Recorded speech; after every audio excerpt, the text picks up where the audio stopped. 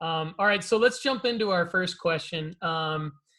Kendall and I would like you to take a look at the following players. So on our sports card investment report at nooffseason.com, we currently have the top 6 NFL players ranked from 1 to 6 in this manner. And we would like for you to give us a commentary and possibly re-rank them for us. Tell us where you think we have them wrong, and maybe we can have a little bit of a discussion around, why we have them ranked the way we do, but why you think maybe we should tweak it. And maybe there's somebody we're missing, right? So right now, our top 6 are as follows. We have Tom Brady, Patrick Mahomes, Lamar Jackson, Trevor Lawrence, Russell Wilson, and Deshaun Watson. Yeah, I love the ranking. I definitely would make some modifications. I keep Tom Brady, of course, at number 1, just because I don't think there's any more safer investment than Tom Brady. Of course, you're going to be spending a lot in his cards, especially his rookie cards. But I think even his 2020 Tampa Bay Buccaneers cards, for example, are very viable investments. And because of that new uniform and the fact that he's now coming back, he's already got a Super Bowl with Tampa, but he's the GOAT. There is nobody else better to invest in football, and especially with the fact that he's still playing. So I kept him at number 1. Now at number 2, I would actually re-rank Russell Wilson to number 2 in your rankings. I think you had him at number 5. And this is my reason why. I traded to the Denver Broncos, right? The Denver Broncos have a much better roster just all around than the Seattle Seahawks. Now, they are in a harder division in the AFC West. But when you look at Russell Wilson's rookie card values right now, you can get a rookie ticket auto in a BGS 9 for around $2,000 to $2,500. That in comparison to a Patrick Mahomes, who you currently have ranked at number 2, is a $15,000 rookie ticket auto. And Russell Wilson has a Super Bowl ring, so does Patrick Mahomes, but the roster on the Denver Broncos is considerably better all around than the Kansas City Chiefs. And I think a lot of us are going off of what we saw Russell Wilson do last time he was on the field. He had a bad season last year. He had a finger injury, which in fact he's never injured. I mean, the guy is never injured. He takes the hits really well, and he's got a beautiful deep ball, great game, very mobile as well. And so I think just that price disparity there, and not to mention Russell Wilson's rookie year is 2012. So that's the first year that Prism was made. So there's a lot of value in a first year Prism as well. So that right off the bat kind of jumped off to me. I would rank Russ to number 2. I like that. And then I would actually put Lamar Jackson at your number 1 spot. And this is why, because Lamar Jackson was 2019 NFL MVP.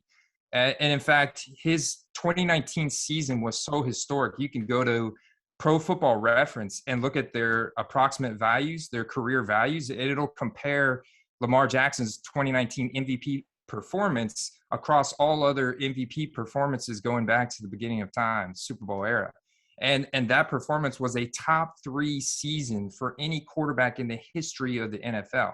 Wow. So that just goes to show you the kind of freak athlete that Lamar Jackson is. And I think if he can get anywhere back to that, now they're in a difficult division as well in the AFC North. The Bengals just went to the Super Bowl, right? The Cleveland Browns get Deshaun Watson, who is your number 6. We want to talk about that in a second.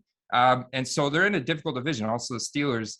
But I still think that they lost probably 4 games. I don't know if you guys remember, 4 games where it was decided by a final 2-point conversion at the very end of the game. So very close. Lamar also had a little bit of injury struggles last year. So also a down season overall for Lamar. But if he can get back to that 2019 type of performance, you're talking about a guy right now that has an optic hollow around $100, a select silver SGC 10 for 140 or a PSA 10 for 350. His rookie ticket autos for about $1,000. I just feel that is considerably down and has a lot of room for financial growth if he gets back to that 2019 form. Love it. Love those plays. All right, what else you got? Yeah, and not to mention John Harbaugh is coming back with the Ravens. Incredible coaching there. They made some improvements to the defense. They got some good weapons on offense. So I would put Trevor Lawrence. I'd move him down to number 5. The fact that he's got his rookie ticket auto is about the same as Lamar Jackson's for $1,000, and this guy we literally saw nothing. It was a terrible rookie year for Trevor Lawrence, one of the top in interceptions in the league, and a lot of people say, hey, well, Peyton Manning had some of the highest interceptions in his rookie year, and so some people have made that correlation. However, if you look at just the AFC in general, we're talking about a lot of AFC guys in Mahomes, Jackson, Trevor Lawrence, Russell Wilson, Deshaun Watson. Trevor Lawrence is in that AFC division as well, or in the AFC conference. So to get out of the AFC conference and make a playoff run this year for Trevor Lawrence is going to be incredibly difficult, even though they brought in new coaching. I like Doug Peterson, former Super Bowl winning coach, former quarterback. I think he's going to be a big improvement for Trevor Lawrence. They've also added some what you call mid-tier players. Like, they haven't really added any superstars to the defense or offense, but they've added a lot of solid pieces, and Christian Kirk and stuff. And they're getting Travis Etienne back, who was a star running back for Trevor Lawrence at Clemson. So I think he's definitely going to have an improvement over his rookie year, but to spend $1,000 right now on his rookie ticket auto, I think you're setting yourself up for that card to go down by like October, November, just based on the difficulty of the AFC this year. Okay. So so being that its most important market factor is winning games, you're kind of seeing Trevor Lawrence, maybe that being his downfall, at least at the beginning of the season. Yeah, I think that's going to be his downfall. I think he could have some hype. They could come out of the gates because they were a last-place team last year, so they're going to have an easier schedule. Maybe they get a couple easy opponents coming out of the gates this year in September, and you see a little bit of a spike at the beginning of the season in his values. But the problem is, with the limited supply of the cards that are currently out for him, you're paying a premium. Like, there's that limited scarcity factor right now of his cards that are driving the value up. Plus, he was a former 1.1 draft pick, and now we have new hype for him with the added weapons and the coaching and whatnot. So you're paying a premium, and then to expect him to go up further, it's going to be really difficult to buy his cards now and expect him to go up further in September. You're really expecting them to go up further in October, November, December. And historically, if you don't come out of the gates hot and start playing like an MVP and start winning games, we've seen card prices dip in October, November. And then they go back up towards the playoffs in January. And so I think it's going to be very, very slim possibility for the Jags to make the playoffs in January. Yeah. So we may need to adjust the timing on the buy for Trevor Lawrence, it sounds like, and maybe monitor actually when to buy him. So far, correct me if I'm wrong. Yeah, exactly. Yeah. So far, correct me if I'm wrong, you've got Lamar number 1, you've got Russell number 2, you've got Brady number 3. Is that right so far on this list? Oh, you know what? I said Lamar. I forgot. I was keeping Brady at number 1, and then Lamar Brady would be 1. Number 2. Okay. And then Deshaun Watson, actually, who we didn't talk about. So Tom Brady number 1, Lamar Jackson number 2, Russell Wilson number 3, and then I would put Deshaun Watson at number 4. Because Deshaun Watson at number 4, because I also think that his cards still have a ton of room for growth. If we look at the price, baby, I am a Browns fan. Let's just talk to me. Yeah, so you're a Browns fan. So when the Browns brought in Kevin Stefanski, they've got one of the best offensive lines, best run game in the league. You had weapons that were released in Jarvis Landry and Odell Beckham Jr., but that's a lot of reason because they didn't build chemistry with Baker Mayfield. So now you bring in Deshaun Watson, which the last time we saw Deshaun Watson play in 2020, I mean, the guy has a top 5 deep ball completion accuracy percentage. He's got one of the best deep balls we've ever seen in the history of the NFL, and especially in modern era quarterbacks, and he's got the mobility. So Deshaun Watson is just an incredible top-tier elite quarterback that they've now brought in. You bring in Amari Cooper that they got on a discount. You've got Donovan Peoples-Jones, who's a big body, field-stretching wide receiver, incredibly bursty. Anthony Schwartz, who runs a sub-4.4. So you've got weapons on the outside. You've got weapons on the inside. You've got David Njoku, who's one of the most athletic tight ends in the league. So you've got a top-tier offensive line, run game, coaching, the whole 9 yards. And then the defense is very solid as well. Myles Garrett being one of the best edge rushers in the league. They've got key components as well in other spots on their defense. So that team is going to be a lot better once Deshaun Watson actually gets on the field. Now, suspension is still unknown, right? He's going to be suspended probably somewhere between 6 games to 10 games, something like that are the initial reports, maybe a full year just based on the social media pressure that the NFL is getting these days about stuff like this. But if we look historically, Ben Roethlisberger was dropped of criminal charges for similar allegations, and he was still suspended for 8 games. So I think that's what we're kind of looking at right now for Deshaun Watson. But, hey, that brings him into the second half of the season. They brought on Jacoby Brissett, who is a very serviceable, manageable quarterback. He can be a game manager and just really rely on that run game with Nick Chubb.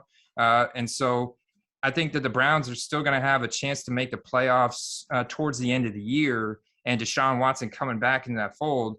You look at his rookie ticket auto right now at around $1,000 to $1,500. I mean, compared to Patrick Mahomes at $15,000. I'm not saying that it should go to $15,000, but if he takes the Browns to a Super Bowl, I mean, that's going to go up to at least $5,000-6,000, maybe more, somewhere around there. But that's kind of my speculations for Deshaun Watson and the Browns right now. Yeah. Kendall, what do you think? I mean, I'm aligned on that with Andy, and I'll give my reasons why in a second, but what do you think about what he said about Deshaun and his cards? Yeah, I think it's tricky because, you said, going back to Andy, what you're quoting earlier, you're saying, winning games drives price. You've got 3 elite quarterbacks in one division, and the Steelers, and I don't always want to just count out the Steelers because they're scrappy, and they've got Mitch Trubisky right now, but whoever they end up drafting somebody, that gets interesting too, and so I'm a little bit afraid of Deshaun Watson's cards right now just because of all the media, but I also want to take my Browns hat off for a second and realize, okay, media always drives cards one way or the other. And typically, I've always said when media drives cards down, that's when you probably should be buying them. And so, not that Deshaun's are at the basement, because I think the basement was about a year ago, but I still probably think he's worth an investment, especially in terms of, and I think we talked about the Patrick Mahomes a couple of weeks ago, where I said I think it's a little high due to his expectations and where his price value currently is. But like if you compare those two, that rookie ticket, Patrick Mahomes being at 15 and Deshaun being at 1,500, like I'd rather have 10. I'd rather have 10 Deshaun's than 1 Patrick Mahomes. So. Yeah, and in our sports card investment report, I mean, we've got some prices, recent sales on Deshaun's cards, like a 2017 National Treasures auto out of 99, sold recently for $670 raw. You've got a BGS 9510 of a 2017 Panini Prism auto purple crystals out of 75 for just over $3,000, and you've got his rookie ticket, which you mentioned, Andy, for in a BGS 9510 for $3,000 recently sold. So I like the prices, and I'm aligned with you on the room to grow, right? Because I think, Deshaun is young. He's a top 5 talent.